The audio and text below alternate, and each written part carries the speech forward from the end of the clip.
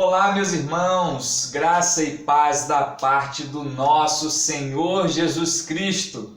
É muito bom poder estar aqui novamente com vocês nesse tempo que Deus separou, que eu separei e que você separou, como nosso dia especial, o dia em que nós nos reunimos para podermos estudar mais e nos aprofundar na palavra de Deus. E antes de nós começarmos, eu gostaria de te fazer um pedido. Se você ainda não se inscreveu no nosso canal, se inscreva. Se você ainda não compartilhou os nossos vídeos, se você ainda não curtiu, compartilhe, curta os nossos vídeos. Faça com que esse vídeo alcance outras pessoas e, assim como tem nos abençoado, possa abençoar também a vida de outras pessoas, dos seus familiares e dos seus conhecidos. E sem mais delongas, eu gostaria de te convidar para ficar conosco até o final desse vídeo para mais uma ministração. Ministração essa feita semanalmente aqui no nosso canal. Fique comigo, eu sou o Diogo Oliveira e eu vou ser o seu professor no dia de hoje. Geralmente, quando nós nos deparamos com alguma coisa errada em nós, coisas erradas como pensamentos, como atitudes, como sentimentos, muitas vezes, é natural da gente tentar achar respostas ou achar culpados fora de nós. Mas a pergunta que fica é por que para nós seres humanos é tão mais fácil achar culpados fora de nós, achar respostas fora de nós?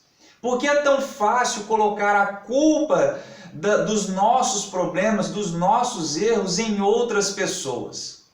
Não seria mais fácil, ao invés de nós controlarmos as outras pessoas ou tentarmos buscar respostas em coisas fora de nós, tentarmos nos controlar ou achar respostas dentro de nós? Hoje nós vamos estar falando a respeito de autoliderança. Nós estamos na lição número 12. E nós temos utilizado como revista base a revista Palavra e Vida, que tem como título principal Fruto do Espírito, a verdadeira liberdade. O tema da nossa lição de hoje é: você pode se autoliderar. Para um melhor entendimento a respeito destas indagações, o autor vai nos apontar hoje o texto de 1 Coríntios 9, capítulo 27, como texto base da lição que será ministrada hoje, que tem como título Você pode se autoliderar, a nossa lição número 12. E o título, o texto base, se encontra em 1 Coríntios 9, capítulo 27. Este texto é incrível e se aplica perfeitamente à lição que será ministrada no dia de hoje. Prestem atenção no que diz o apóstolo Paulo na primeira carta aos Coríntios. Mas esmurro o meu corpo e o reduzo à escravidão, para que, tendo pregado a outros, não venha eu mesmo ser desqualificado. Meus irmãos, os irmãos conseguiram prestar atenção em como Paulo se preocupava em se autoliderar, em dominar o seu corpo, dominar as suas vontades, os seus apetites, os seus desejos, para que as pessoas pudessem olhar para ele e enxergar na pessoa dele uma pessoa que conseguia viver aquilo que ele pregava. Então esse texto se aplica perfeitamente em que sentido? Na metáfora que Paulo está propondo ao fazer um comparativo entre a vida do cristão, como ele gerencia a sua vida, e um atleta e como ele gerencia a sua vida. Paulo aqui não estava dizendo mais do que isso. Paulo estava fazendo um comparativo, ele estava querendo dizer: eu não posso tratar o meu corpo, eu não posso tratar a minha vida de forma que eu me sinta desqualificado para o ministério grandioso que Cristo tinha colocado, que Deus tinha colocado nas minhas mãos. Como ficaria a minha situação se eu, ao ser questionado pelas pessoas, ao ser visto pelas pessoas, eu começasse a perceber que as pessoas estavam olhando para mim e pensando: ele não vive o que prega. Então Paulo faz esse comparativo porque ele estava querendo dizer para a gente, assim como um atleta precisa dominar o seu corpo, e se ele não consegue dominar o seu corpo, se ele não consegue ter a sua rotina de treino, se ele não consegue criar métodos e estratégias para ele ser um atleta de alto rendimento, ele não vai conseguir nunca competir em nada e que dirá vencer alguma competição. E se um atleta que não se domina, não consegue competir, que dirá vencer, assim é a vida do cristão, que não se preocupa com seu testemunho, que não se preocupa em se autoliderar, a fim de que ele possa ter uma vida plena com Deus, para que as pessoas possam ver no seu próprio corpo as marcas de Cristo, que as pessoas possam olhar para ele e dizer, essa pessoa vive o que prega. E era isso que Paulo estava querendo nos dizer ali naquele instante. E o autor nos complementa, dizendo o seguinte, vale destacar que o nosso crescimento espiritual depende muito mais do nosso investimento, o investimento que nós fazemos nas nossas vidas, do que de eventualidades. Sendo assim, se você ainda tem dúvidas, se você ainda não sabe o que fazer para você se autoliderar, você não sabe por onde começar, você não sabe nem o que significa o fruto do Espírito, domínio próprio, fique com a gente, nós queremos te ajudar de alguma forma. Dando continuidade na nossa lição, o autor vai destacar alguns tópicos aqui que vão servir para nós como guias para um bom entendimento. E em primeiro lugar, o autor vai destacar o seguinte, você pode se autoliderar sendo responsável por sua espiritualidade. Meus irmãos, lembrem-se daquilo que tem sido dito em todas as ministrações que eu tenho feito aqui nos vídeos. Nós somos responsáveis, é a responsabilidade nossa, desenvolvermos o fruto do Espírito no nosso dia a dia. É responsabilidade nossa desenvolvermos aquilo que Deus já colocou nos nossos corações no dia em que nós aceitamos a Cristo, ou seja, o fruto do Espírito já está nos nossos corações, mas ele vai se desenvolver ou não, se você quiser e se você der condições para que ele se desenvolva. Sendo assim, eu destaquei algumas coisas aqui para nós conversarmos a respeito delas. E isso são práticas para nós de alguma forma.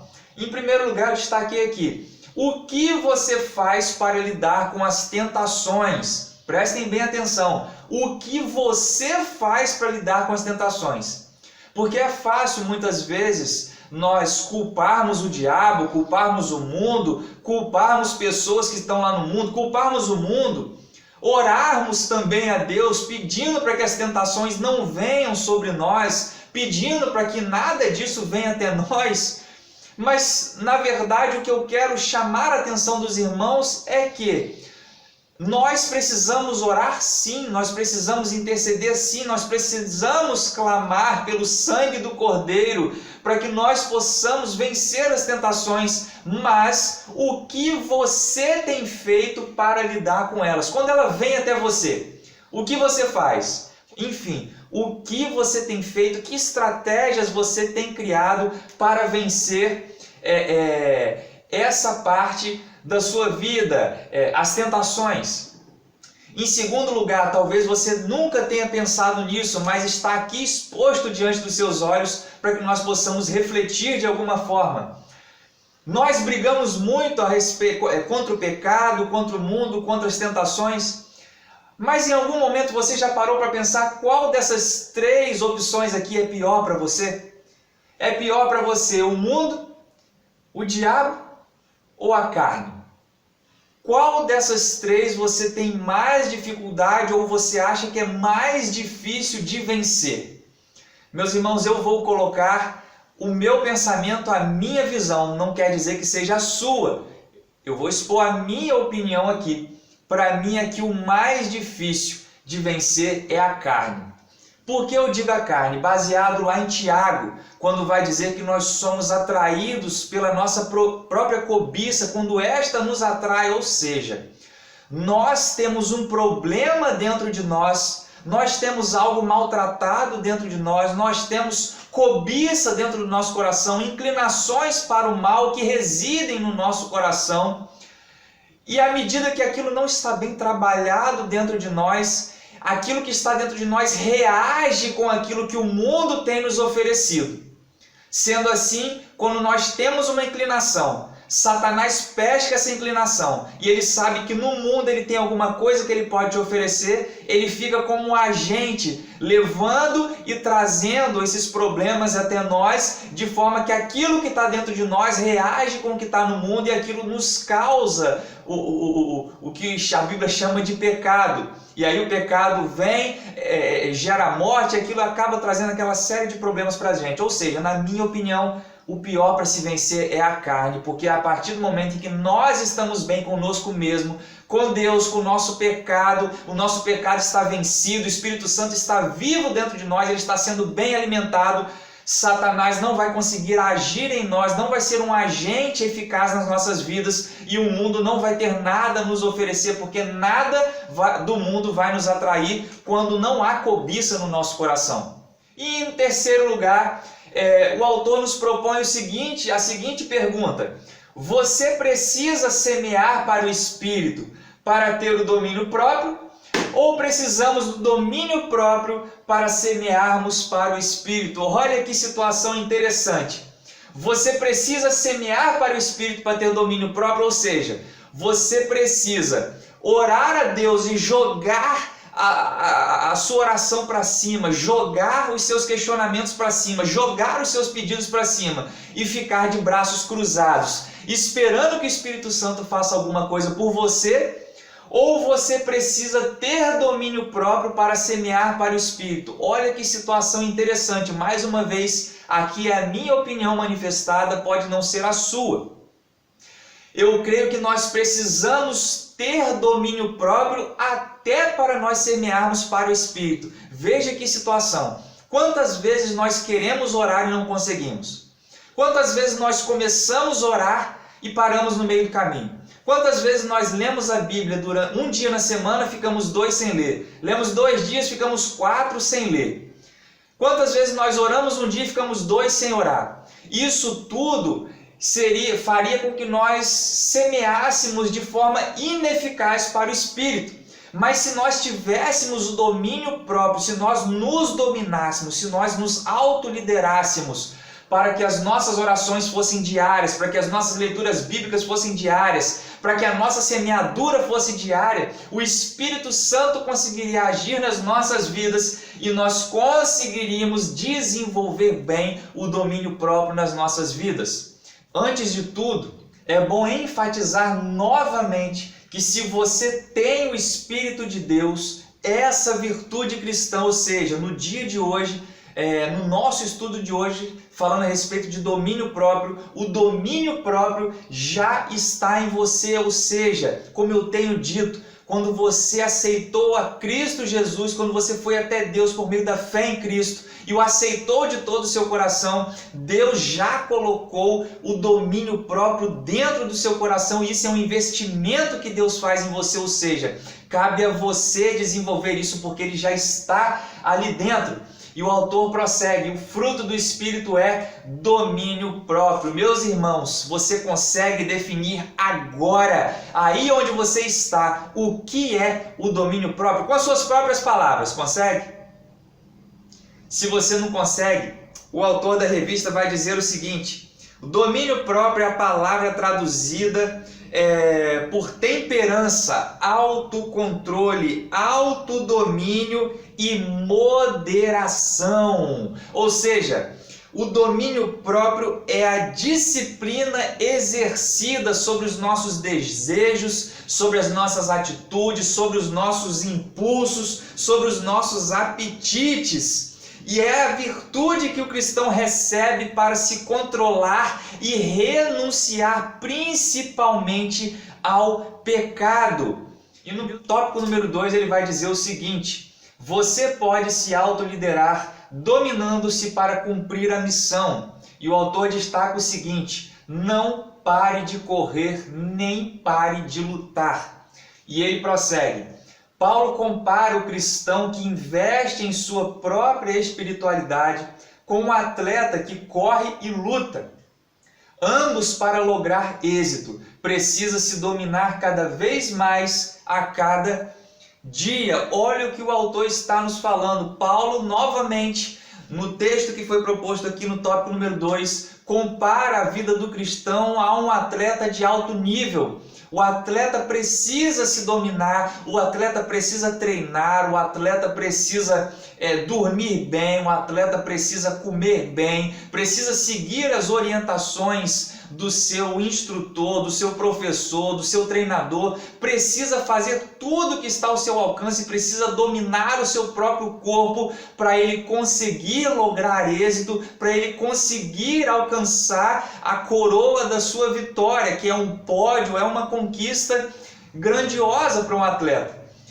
E fazendo essa comparação com um atleta de Cristo ou um cristão, Paulo diz que assim como é o atleta, nós também precisamos nos dominar, precisamos vencer os nossos apetites, os nossos desejos, precisamos agir bem, guardar a palavra de Deus no coração, para que nós não pequemos, para que nós não tragamos vergonha para o Evangelho, assim como foi dito por Paulo, e a preocupação dele em esmurrar o seu corpo para que ele, ao pregar, as pessoas pudessem enxergar nele alguém que vivia o que pregava. E como prática, falando sobre esse tópico, o autor vai dizer que é necessário para nós, como nós podemos nos dominar para cumprir essa missão, tendo em vista que nós precisamos continuar vivendo sob a influência do Espírito Santo, para vencer os maus desejos da nossa natureza humana que estão continuamente em oposição aos desejos de Deus para nós. Ou seja, nós temos dentro de nós desejos que se opõem à vontade de Deus. Muitas vezes esses desejos nos levam ao pecado. O autor vai destacar aqui, mas eu gostaria de alterar um pouco a respeito disso que ele falou. Em certa vez, um estudo que eu estava dando, um estudo que eu estava fazendo, certo autor disse o seguinte: a nossa humanidade pode ser reduzida a 3 áreas. E eu ampliei um pouco e pesquisei e cheguei à seguinte conclusão: se os irmãos repararem, normalmente o ser humano, nós caímos em apenas 3 áreas nas nossas vidas. Estas são palavras gerais. Há outras menores que se aplicam a esse contexto, mas de forma geral nós podemos dizer que normalmente o homem cai por sexo, dinheiro e poder. Essas são as 3 áreas que tombam qualquer pessoa. Meus irmãos, prestem atenção nisso. Por isso que o autor falou, nós temos que nos dominar, e para nos dominar nós precisamos ter a visão de que nós precisamos continuar vivendo sob a influência do Espírito Santo para nós dominarmos esses maus desejos que estão dentro de nós e que se opõem à vontade de Deus. E o autor também continua citando o apóstolo Paulo em Romanos 7, quando Paulo vai dizer que nada de bom habita em nós, isto é, a nossa carne. Nada de bom habita na nossa carne. Muitas vezes nós queremos fazer o que é correto, nós pensamos em fazer o que é correto, nós buscamos fazer, nós temos o desejo pelo que é bom, mas a carne, o nosso desejo, a nossa inclinação para o mal, a nossa carne não nos permite seguir os nossos pensamentos, não permite que a gente siga os nossos desejos. Então Paulo vai dizer em Romanos 7 que nada de bom habita na gente. Por mais que nós queiramos fazer o que é bom, nós acabamos fazendo o que é mal, justamente e principalmente quando nós não vivemos sob a influência do Espírito Santo. E em segundo lugar, o autor vai dizer o seguinte: leve a sério a luta contra o pecado. Meus irmãos, o autor vai dizer, a nossa trajetória cristã é semelhante a uma luta corporal intensa, que exige golpes certeiros e vigorosos, resultantes de um treinamento puxado. Meus irmãos, não há como servir sinceramente a Cristo sem tratar seriamente com o pecado, e isso tem afetado muitos de nós. Muitas pessoas que flertam com as coisas do mundo, que querem estar na igreja, querem ser abençoadas, querem as coisas de Deus, mas ao mesmo tempo ainda estão com o pé no mundo, ainda sentem prazer pelas coisas do mundo, e isso os atrai atrai ainda, e isso faz com que nós fiquemos muitas vezes em cima do muro, e não há como nós nos dominarmos para cumprirmos a nossa missão se nós não levarmos a sério a nossa luta contra o pecado. Meus irmãos, e o autor vai concluir o segundo tópico dizendo o seguinte: o verdadeiro cristão deseja agradar a Deus, mas ele tem que lidar com os maus desejos de sua humanidade pecaminosa. E esse cristão que tem de lidar com esses pecados, isso que muitas vezes traz dor, traz angústia à sua alma, faz com que ele sofra de alguma forma por não atingir a perfeição desejada, mas mesmo assim ele se alegra por vencer as limitações a cada passo em sua jornada no seu dia a dia. No nosso terceiro e último tópico, o autor vai nos dizer que nós podemos nos autoliderar, não se deixando dominar pelos super desejos da carne. Meus irmãos, o autor vai seguir dizendo o seguinte: para viver bem comigo mesmo, preciso observar qual área do terreno do meu ser recebe mais cuidado. Meus irmãos, hoje você consegue detectar em qual área da sua vida está recebendo mais investimento? Se você estiver investindo mais na sua carne, na sua natureza humana pecaminosa, o resultado será corrupção, podridão, decomposição, decadência, angústia, ódio, ressentimento, falta de perdão, falta de amor, agonia de espírito. Meus irmãos, estas são as características, esses são os sentimentos de uma pessoa que tem investido muito de si na sua natureza humana, na sua natureza que é inclinada ao pecado. Mas o autor vai dizer que se você estiver investindo na área do espírito, que é a sua nova natureza, a sua natureza regenerada, que é inclinada para Deus, a colheita será vida eterna, relacionamento íntimo com Deus. Meus irmãos, vocês conseguem perceber, conseguem detectar qual é a área que tem recebido mais investimento na sua vida? O que hoje tem povoado o seu pensamento? Quem é você quando você está sozinho, quando ninguém mais está te vendo? Onde você tem colocado os seus olhos hoje? Você tem sido fiel à aliança que você fez com Deus e na aliança que você fez com a sua esposa, com seu esposo? Ou seus olhos têm sido aquele farol que tem contaminado, aquela janela que tem contaminado todo o seu corpo? Onde que suas mãos têm tocado? Quais têm sido os seus hábitos e as suas atitudes no seu trabalho?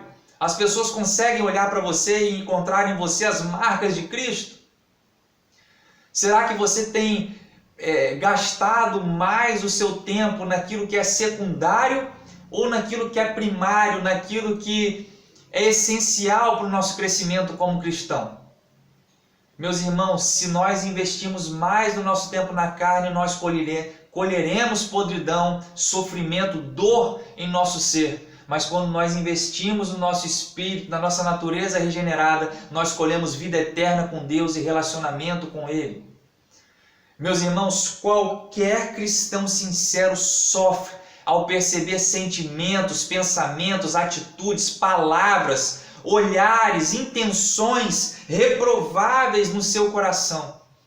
Todavia, Deus nos capacita a vencer as nossas próprias misérias quando Ele nos doou o seu próprio Espírito, o Espírito Santo de Deus, e colocou-os no nosso coração. E isso realmente é dom de Deus, é dado a nós por Ele, para benefício dEle mesmo, para a glória dEle mesmo. Meus irmãos, estamos chegando ao fim de mais uma lição e desde já eu gostaria de agradecer a você que esteve comigo, que ainda está comigo até este instante do vídeo, chegando juntinho comigo até o final dele. E eu gostaria de concluir essa lição trazendo ao coração dos irmãos o que está sendo dito pelo autor da nossa lição, da lição de hoje, e esta fica como conclusão da lição que foi ministrada hoje. Jesus veio para trazer uma vida melhor ao homem, e essa vida só pode existir na força do Espírito. No entanto, Deus não desconsidera o potencial humano para atuar. Ele conta com você para melhorar a sua própria vida. Que Deus te abençoe e que essa palavra possa se encontrar morada no seu coração. Eu te aguardo na nossa próxima lição. Deus te abençoe.